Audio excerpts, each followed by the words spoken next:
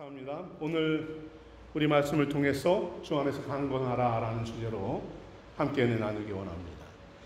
여러분, 제가 지금까지 한 6주 정도죠. 에베소 5장 18절의 말씀인 술 취하지 말라 오직 이는 방탕한 것이 오직 성령의 충만함을 받으라 라는 이 말씀을 시작으로 해서 에베소 5장과 6장을 수주 동안 살펴보고 있습니다.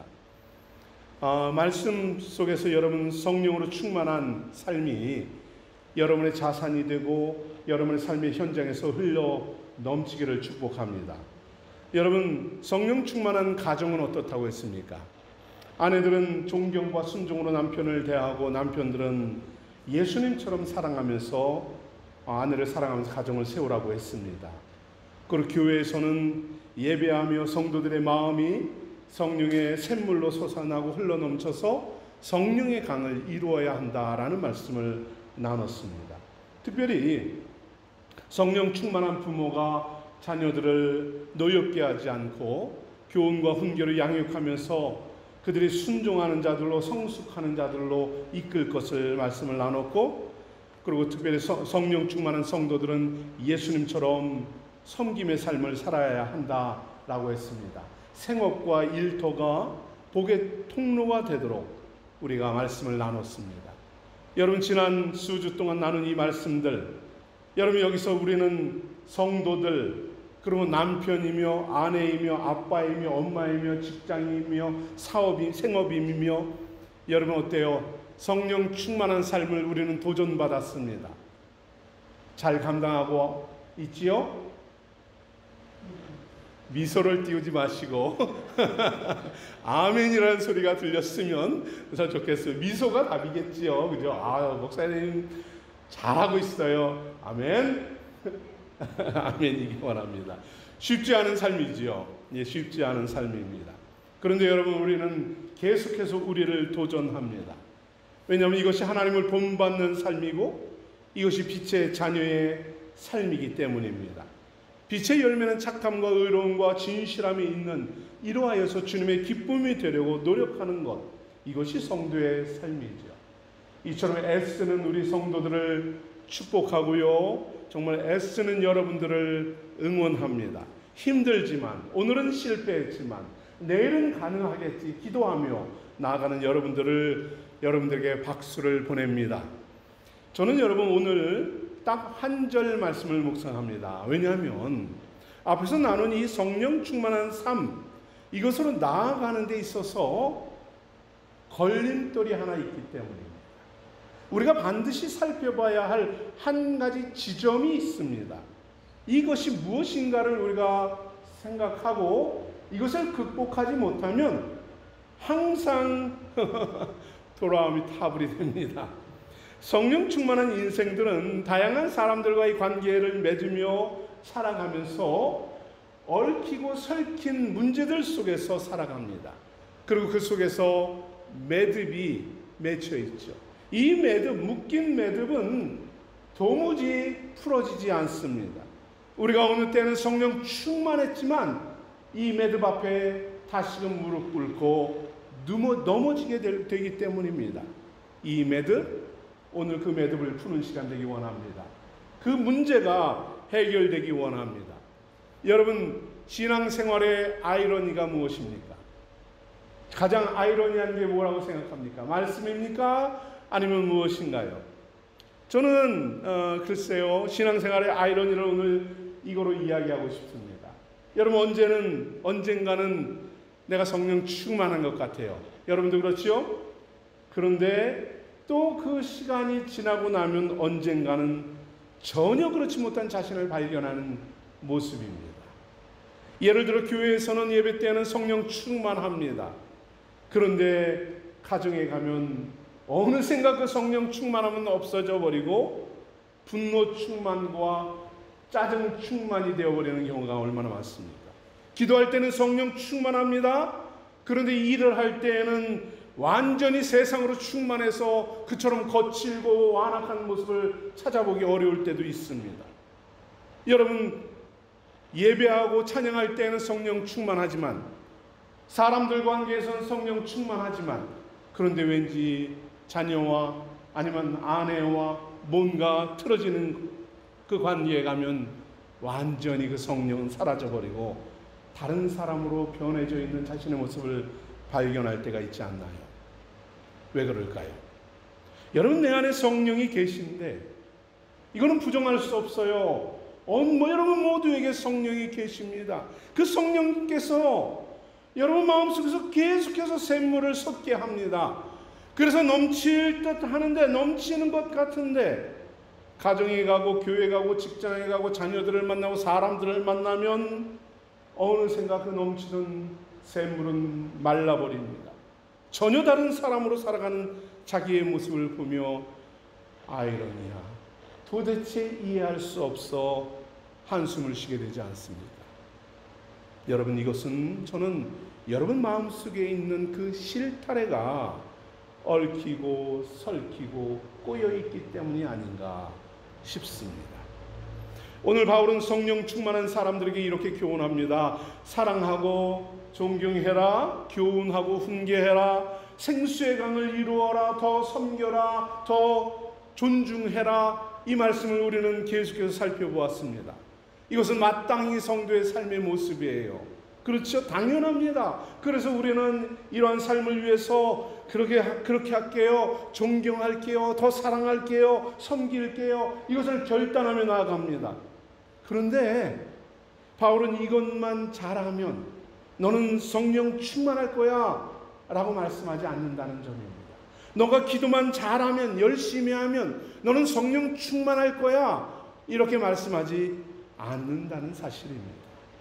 여러분, 바울이 권면하는 성령 충만은 기도만 잘하고 말씀만 많이 알고 결단만 잘한다고 성령 충만하다 하지 않습니다.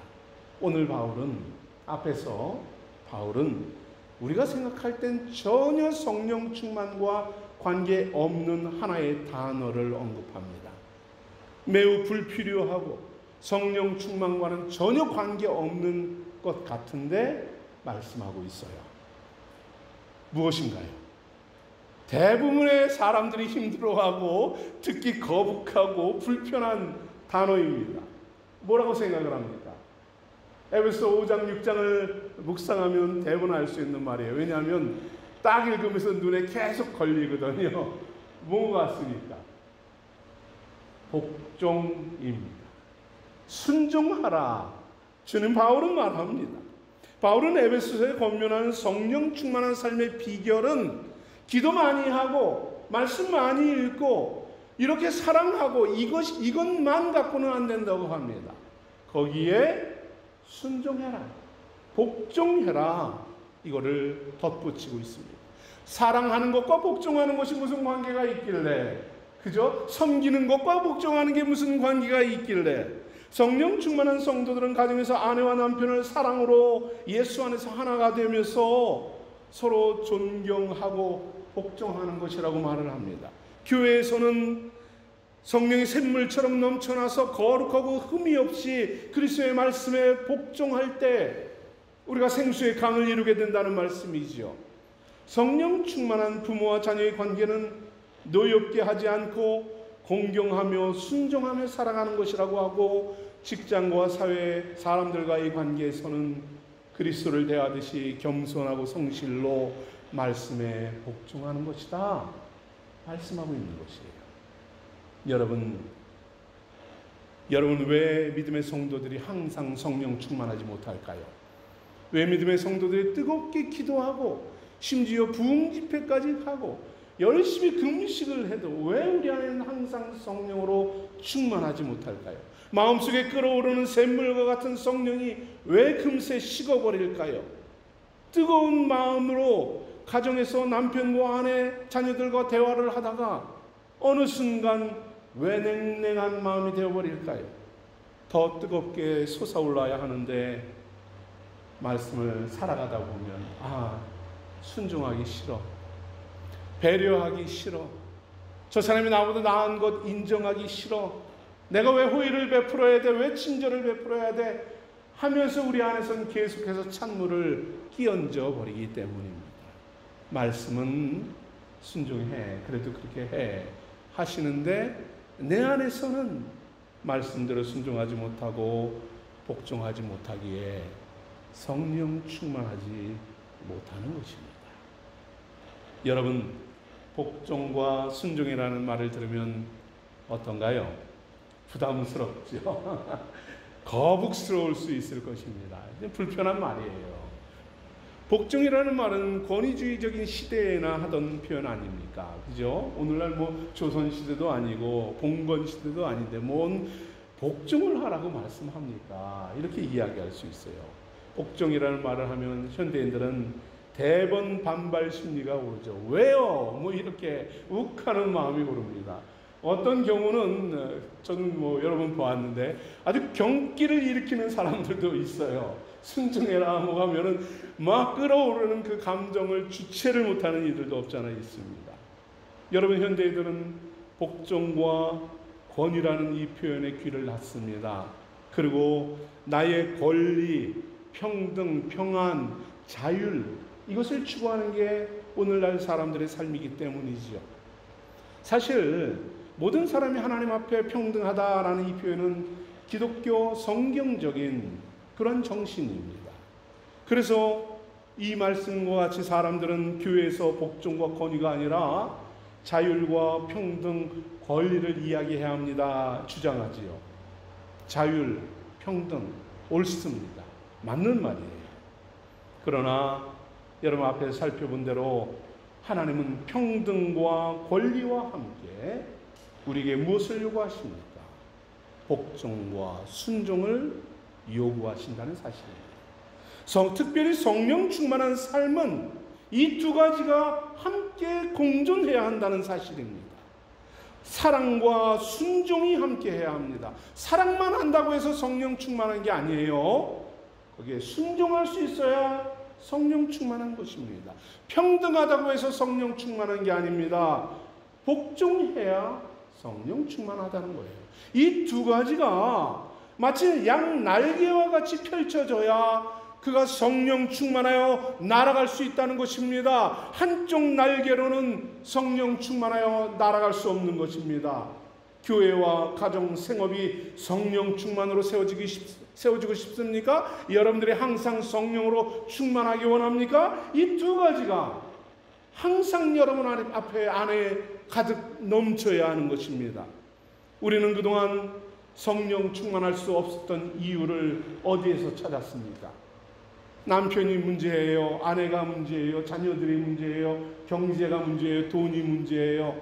우리는 지금까지 성령 충만하지 못한 이유를 세상에서 밖에서 찾았습니다. 그러나 정말 그런가요? 우리가 성령 충만하지 못했던 것은 내가 순종하지 못했기 때문입니다. 내가 하나님의 말씀에 복종하지 못했기 때문인 것이에요. 내가 은혜하고 찬양할 때는 끌어오르던 내가 성령으로 충만해지지 못하고 식어버리는 것은 순종까지 나아가지 못했기 때문인 것입니다. 성령 충만한 성도는 사랑과 존경과 겸손함으로 다른 사람들을 섬기는 것이에요. 그러면서 항상 그리스도께 복종하듯이 교회와 가정과 사회와 세상의 권위에 순종하는 것입니다. 이것이 주님의 권위와 말씀에 복종하는 삶이며 성령의 능력으로 충만한 삶입니다. 이것이 주 안에서 강건한 성도의 삶입니다. 저는 지금까지 성령 충만에 대해서, 성령 충만의 한 성도에 대해서, 한쪽 날개에 대해서 수주 동안 이야기했습니다. 그죠? 기억나십니까? 사랑과 교훈과 훈계와 생수의 강과 샘물과 섬김과 나눔과 많은 말씀들을 한쪽 이야기했습니다. 근데 그것은 다 반쪽이었어요. 아시겠죠? 이해되시겠죠? 성령 충만은 술 취하지 마라, 성령에 충만하라, 그 한 절이 아닙니다. 에베소 5장과 6장의 전체의 말씀은 바로 성령 충만한 성도의 삶이에요. 저는 한쪽만 지금까지 이야기했습니다. 그래서 오늘은 다른 한쪽 날개를 이야기하려고 합니다. 순종에 대해서 복종에 대해서 말하려고 합니다. 그런데 이 순종과 복종을 또 5, 6주 한 달 동안 이야기하면 여러분들 너무 힘들 것 같아서 제가 딱 하루만, 오늘만 말하겠습니다. 그것도 순종과 복종의 삶에 대해서 뭐 여러 가지 이야기하지 않고 딱 한 가지 표현으로 요약해서 전하겠습니다. 그것만 돼도 우리는 순종할 수 있기 때문입니다. 그것만 인정해도 받아들여도 여러분 우리는 순종의 사람으로 성령 충만하여 날아갈 수 있기 때문입니다. 그러면 우리는 어떠한 성도가 되어야 할까요? 저는 순종과 복종의 삶이 무엇인가 묵상해 보았습니다. 그것은 바로 하나님의 권위를 인정하는 삶이다라고 생각됩니다. 여러분, 성경이 가르치는 기본 신앙과는 무엇인가요? 여러분은 말씀을 묵상하면서 기도하면서 무엇을 깨닫게 되나요? 하나님을 바라보면서 깨닫는 바는 무엇인가요? 주님만이 참된 권위자이십니다라는 사실이에요. 주님께서 우리에게 말씀하셨죠. 뭐라 합니까? 하늘과 땅의 모든 권세를 내게 주셨으니, 주님은 십자가에서 부활하신 후에 승천하시기 전에 제자들에게 말씀합니다. 이 모든 것, 이건 다 내 것이야 라고 합니다. 이 모든 세상의 권위, 하늘, 땅, 천국, 지옥 모든 것은 다 내 손 안에 있다 하십니다. 그렇습니다. 주님은 권위자이십니다. 권위자이신 우리 주님은 창조자이십니다. 주님은 예정하시고 확정하셔서 그대로 창세 이전에 확정하신 대로 우리를 이끌어 가시는 분입니다. 믿습니까? 주님은 때가 되면 뜻대로 이 권위를 행사하실 것입니다. 심판하시고 구원할 자들은 구원하시고 심판하실 자 멸망자들은 멸망하시며 새로운 새하늘과 새 땅을 창조하실 것입니다. 이 모든 권위가 주님의 것이다 사실입니다. 성경은 바울은 우리에게 이와 같이 권면합니다. 만물이 다 그로 말미암고 그를 위하여 창조되었다라는 사실입니다. 이 만물 중에 여러분의 것이 무엇이 있나요? 내 것이라 할 수 있는 것이 무엇입니까? 여러분 통장에 있는 돈이 여러분의 것일까요? 주님의 것이라는 사실입니다. 여러분의 건강이 여러분의 것입니까? 여러분의 인생이 여러분 자녀가 여러분의 것입니까? 천부당 만부당한 말입니다. 모두가 다 주를 위하여 창조되었다라는 사실입니다. 그렇게 여러분 성도는 어때야 할까요? 모든 것이 주님의 것이니 그 권위 앞에 순종할 뿐입니다. 그 권위를 인정하는 것입니다. 순종하지 못하는 것은 다른 말로 뭡니까? 내가 예수님의 권위를 인정하지 않는다라는 사실이에요. 그런데 여러분, 우리가 살아가는 현 시대와 인생들은 어떤가요? 참으로 안타까운 모습이지만 오늘날 인생들은 하나님의 권위에 도전합니다. 하나님의 권위를 인정하지 않고요, 때로는 무시합니다. 그리고 그것을 거부하는 것이 오히려 자랑거리가 되어 있습니다. 여러분, 우리는 분명히 기억해야 합니다. 지금 주님은 주님의 권위가 세상에 도전받고 교회에서 무시받고 있지만 하나님은 참고 인내하고 계신다라는 사실입니다. 지금 하나님은 인생들의 방종과 죄악을 허용하고 계시는 거예요. 그러나 어느 날 모든 것을 정리하실 것입니다. 모든 것을 나누실 거예요. 주님의 권위를 인정하는 자와 그렇지 않은 자를 정리하신다. 이것이 성경입니다. 하나님은 여러분을 사랑하시지만 결코 하나님은 기만당하는 분이 아닙니다. 하나님은 업신여김 당하는 분이 아닙니다. 하나님을 무시당하는 분이 아닙니다. 우리 하나님은 창조주이며 권위자이시기 때문입니다. 모든 것이 그를 위해 존재하기 때문입니다. 물론 여러분은 주님의 권위가 무시받는다는 이 말에 동의하지 않을 수 있을 것입니다. 왜냐하면 여러분은 힘써서 주님을 예배하고 다스림에 순종하며 말씀대로 살아가려고 얼마나 노력하는지 알고 있습니다. 저는 정말로 여러분의 신앙의 열정과 주를 사모하는 사모함과 사랑과 열심을 여러분 믿습니다. 일생토록 여러분 주님과 동행하며 살아가기를 간절히 축복합니다. 아멘. 여러분 그러나 여러분 외에 다른 세상 인생들은 어떤가요? 정말로 주님의 권위를 인정하고 있나요? 하나님의 권위를 거부하는 인생들의 실상은 참으로 참담하기 그지없습니다. 먼저 사람들의 마음 중심에 무엇이 있나요? 여러분의 삶의 중심엔 누가 계십니까? 여러분은 왕의 보좌에 앉아 계신 주님, 여러분 마음에 주님이 계심을 저는 믿습니다. 그런데 그 마음 중심에 계신 주님과 어떻게 교제하고 있나요?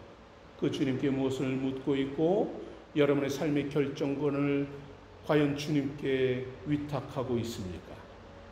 만약에 우리가 내 마음 중심에 예수님이 계신데 교제가 없다, 예수님께 묻지 않는다, 결정권을 주님께 드리지 않는다면 마음 중심에 계신 예수님은 무엇을 하고 계실까요? 그냥 왕의 타이틀만 쥐고 있는 형국입니다.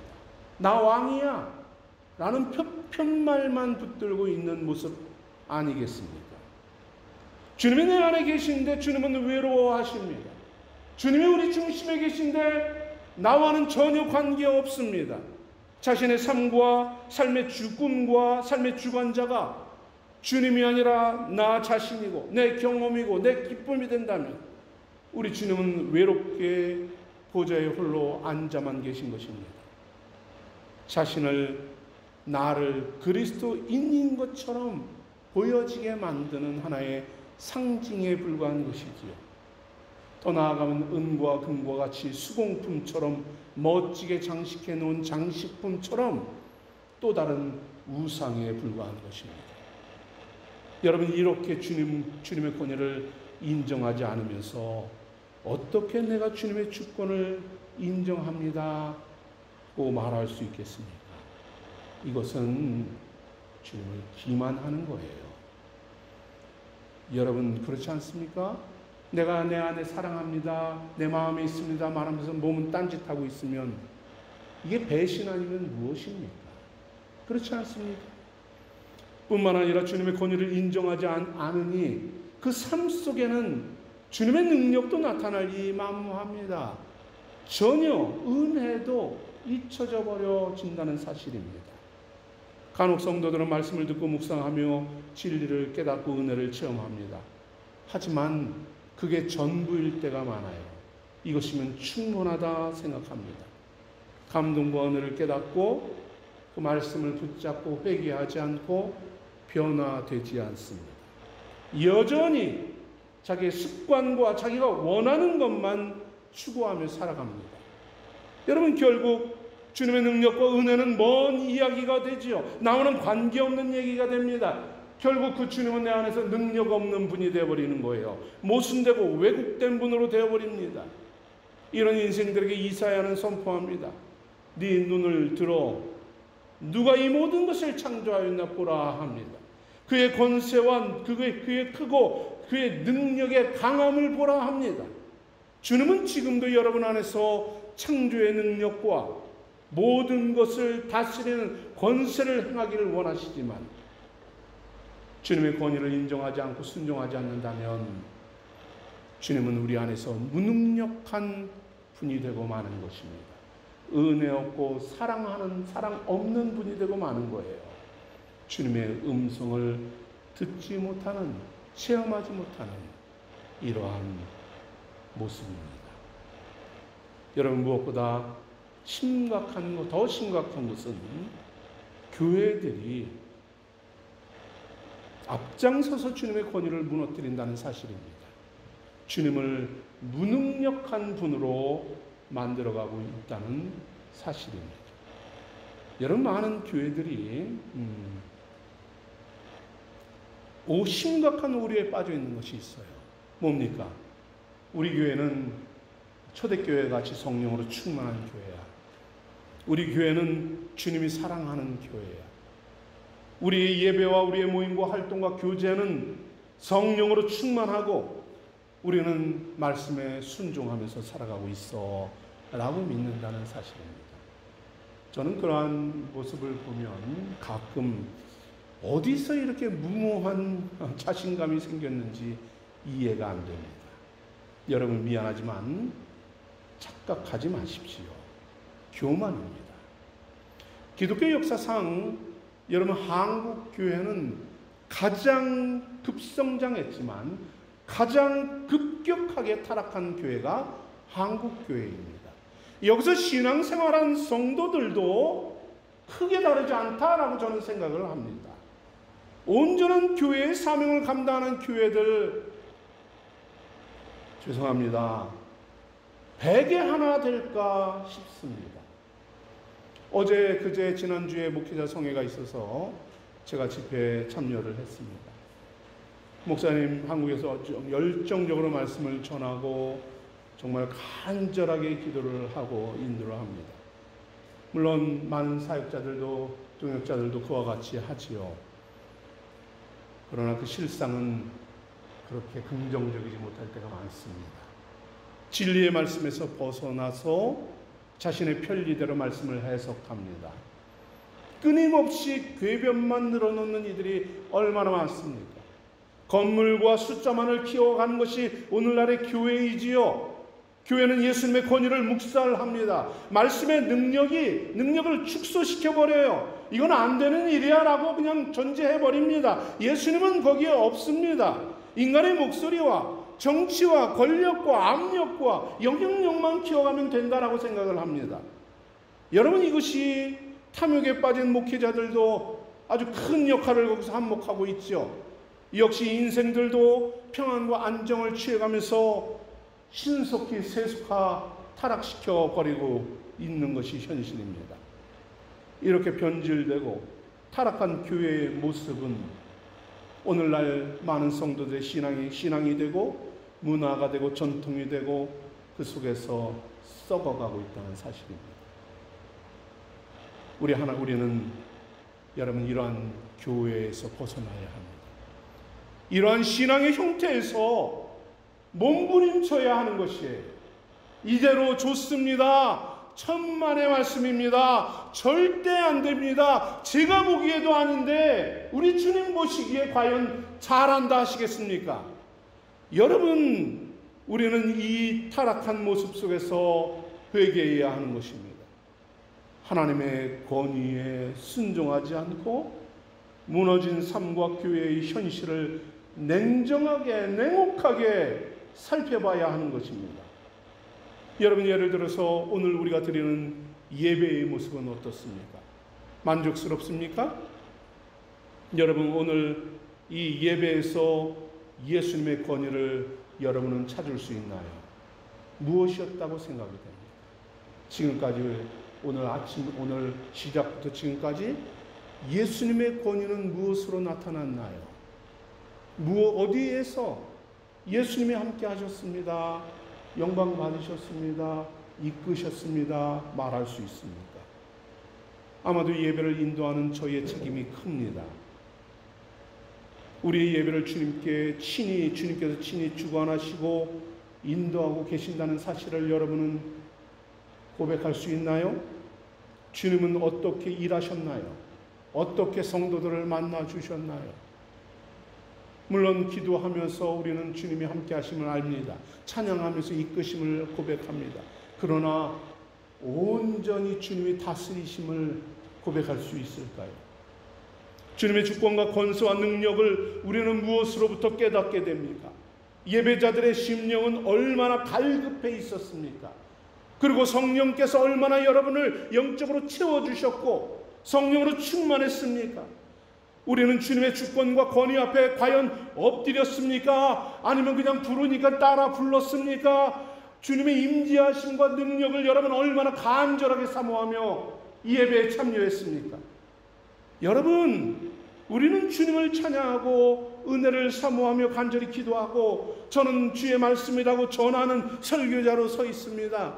이때에 우리의 마음을 만지시는 주님의 간섭을 여러분을 얼마나 허용하고 있나요? 얼마나 주님께서 여러분을 터치해 주고 계십니까? 위로해 주시고 소망 주시고 믿음 주십니까? 내가 좋아하면 찬양하고, 듣기 싫으면 귀를 닫고 마음 닫고 딴짓하고, 혹시 이러진 않았겠죠? 예수님 조용히 계세요. 내가 원하는 이 시간 빨리 하고 가야 됩니다. 바쁩니다. 이런저런 일도 있고 그렇습니다. 내가 기쁘고 만족하면 됩니다 하며 정당화시키고 있지는 않나요? 과연 우리의 예배에서 주님의 권위는 어떻게 나타나고 있나요? 여러분은 그 권위에 복종하는 영과 진리의 예배자로 이 자리에 서 있는 것입니까? 주님을 예배하는 예배에서조차 우리가 하나님의 권위를 깨닫지 못한다면 여러분, 우리의 삶에서는 말할 것도 없지 않겠습니까? 이것이 우리의 현실입니다. 생수의 성도들은 어떻게 이제 하나님의 권위를 인정하며 나아가야 할까요? 우리는 주님의 몸된 교회를 어떻게 세워가야 할까요? 이제 우리는 어떻게 주님께서 맡기신 이 교회를 세워가야 할까요? 오늘의 세대의 성령 충만함을 사모하는 우리에게 주어진 사명은 무엇입니까? 우리 생수교회는 다음 주에 30주년 감사 예배와 임직식을 드립니다. 생수교회가 이곳에서 한 세대를 보내게 하신 것이 정말 주님의 크신 은혜이지요. 여러분을 축복하고 정말로 축복하고 축하합니다. 여러분, 이 새 세대를 이제 시작하는 우리에게 주님께서 원하시는 뜻과 섭리는 그럼 무엇일까요?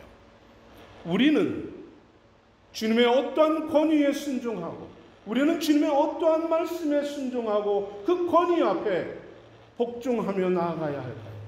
주님이 기대하시는 바가 무엇이겠습니까?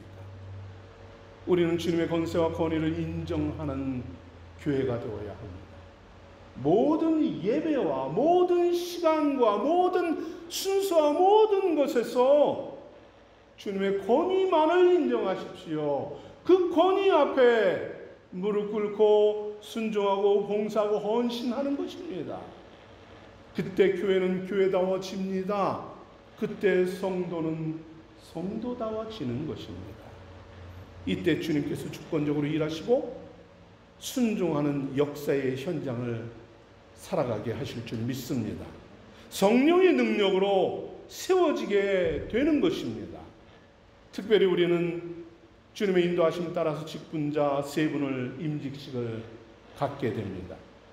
여러분, 임직자를 세우는 것은 또 다른 권위자를 세우는 것은 아닙니다. 교회의 전통과 관습에 따라서 세력을 만드는 것도 아닙니다. 조직을 든든하게 하기 위한 것도 아닙니다. 양적인 물질적인 풍성함과 교세의 확장을 자랑하기 위함도 아닙니다.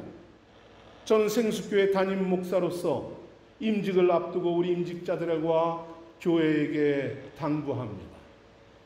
생수교회의 권위자는 누구 한 분, 주님 한 분뿐임을 믿으시기 바랍니다. 아멘.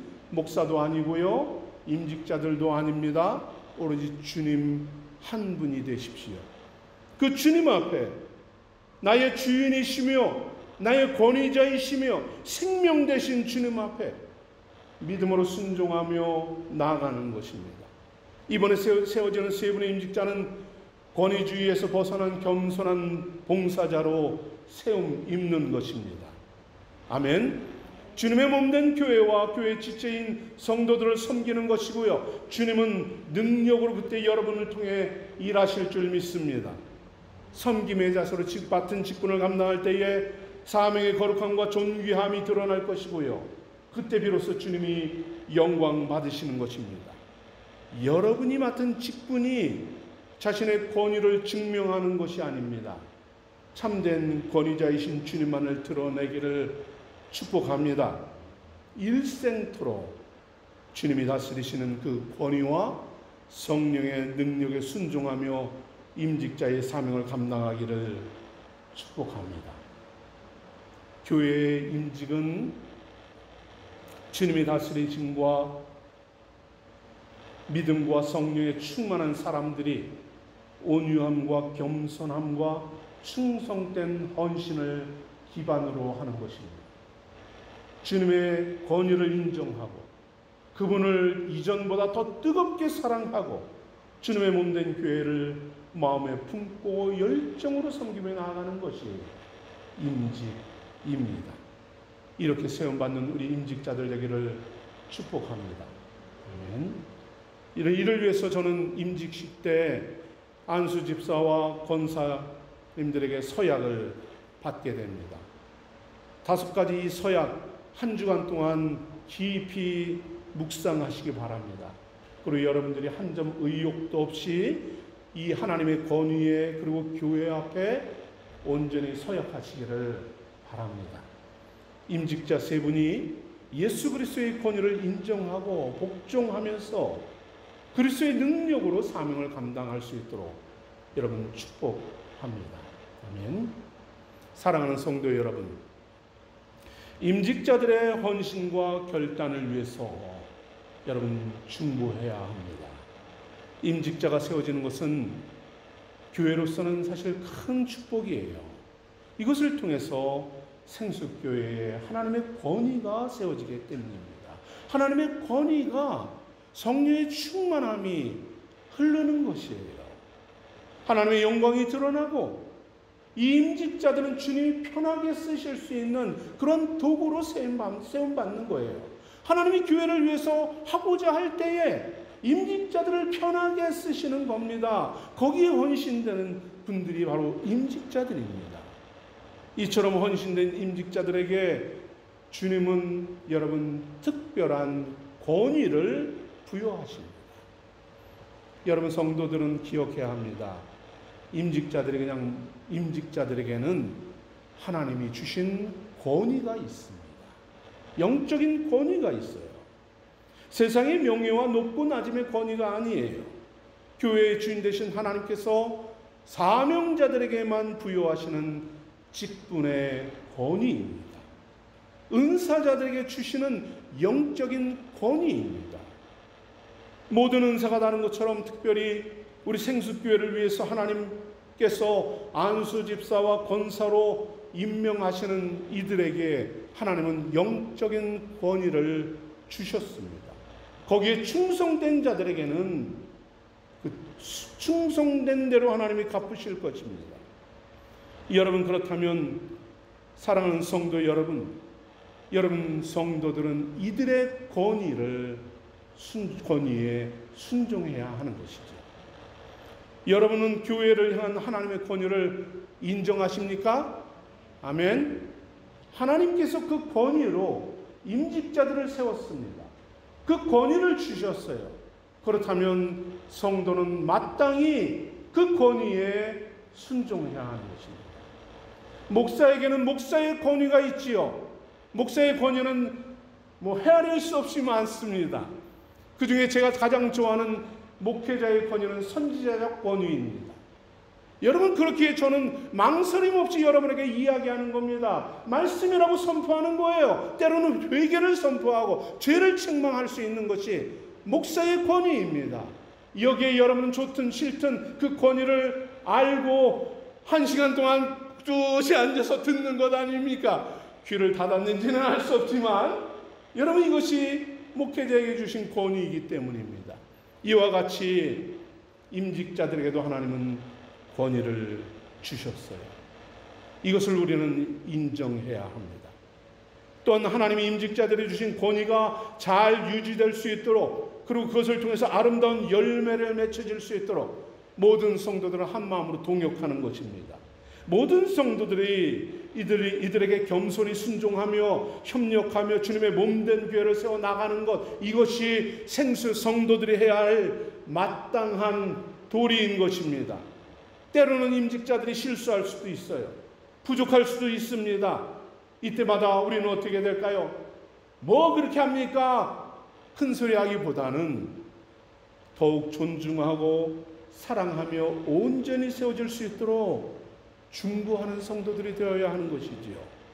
주님께서 세우신 임직자의 권위를 인정하고 협력하며 교회를 든든히 세워 나가는 것입니다. 저는 이를 위해서 다음 주에 우리 생수교회 성도들에게도 서약을 받을 것입니다. 여러분, 제가 이것을 읽겠습니다.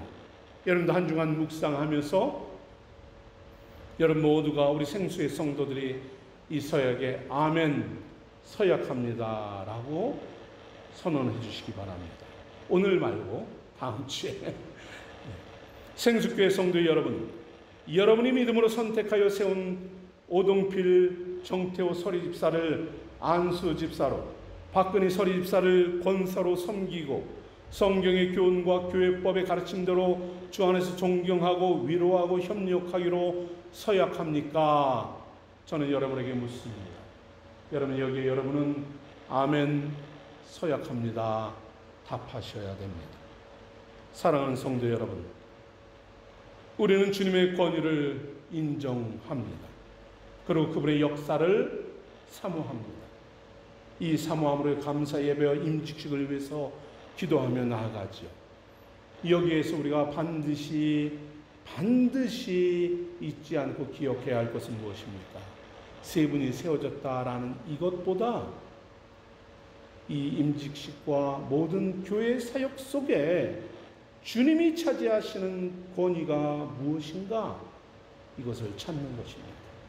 임직식을 통하여서 주님이 이루고자 하는 주님의 권위는, 일하심은 무엇인가? 이것을 찾는 것이죠. 주님의 권위가 드러나고 주님이 높임받는 것입니다. 주님의 역사와 다스리심과 일하심에 나는 기꺼이 순종하겠습니다 결단하는 거예요. 거기에 신뢰하고 그 주님께 경배하는 것이지요. 주님이 주인 되시고 선장 되셔서 주님 저 임직자들을 인도하소서, 이 교회를 이끌어 주소서, 우리를 이끌어 주소서, 나를 다스려 주소서, 겸손히 주님 앞에 순종하며 결단하는 시간이 되어야 하는 것입니다. 임직자들과 성도들에게 다시 한번 질문을 합니다. 여러분의 삶은 예수 그리스도께서 모든 것 일의 주인이심을 믿습니까? 아멘입니까? 주님께서 주님께 모든 권위를 돌려드리시겠습니까? 아멘 안 하신 분들은 안 할 건가요? 아멘입니까? 여러분, 생수 성도들이여, 나의 주인은 예수님이십니다 고백하십시오. 그때에 여러분, 예수 안에서 여러분이 강건해지는 것입니다. 다윗은 이렇게 고백합니다. 여호와께서 통치하시니 스스로 권위를 입으셨도다. 여호와께서 능력을 입으시며 띠를 띠셨으므로 세계도 견고히 서고 유동치 아니하도다 합니다. 주님의 권위가 세워질 때에 세계와 교회와 여러분의 가정과 생업과 삶이, 인생이 견고히 서는 것이에요. 주님의 권위를 인정하지 않는 자가 어떻게 견고히 설 수 있겠습니까? 주님의 권위를 인정할 때 주께서 여러분을 강건케 하심을 믿습니다. 나의 왕이시여, 나의 주인이시여, 주님은 나의 권위자이십니다 선포하는 성도들 되시기를 축복합니다. 이때에 주님께 복종하고 순종하며 이때 성령 충만한 성도로 주께 영광이 되는 우리 성도들 되기를 축복합니다. 아멘. 기도하겠습니다.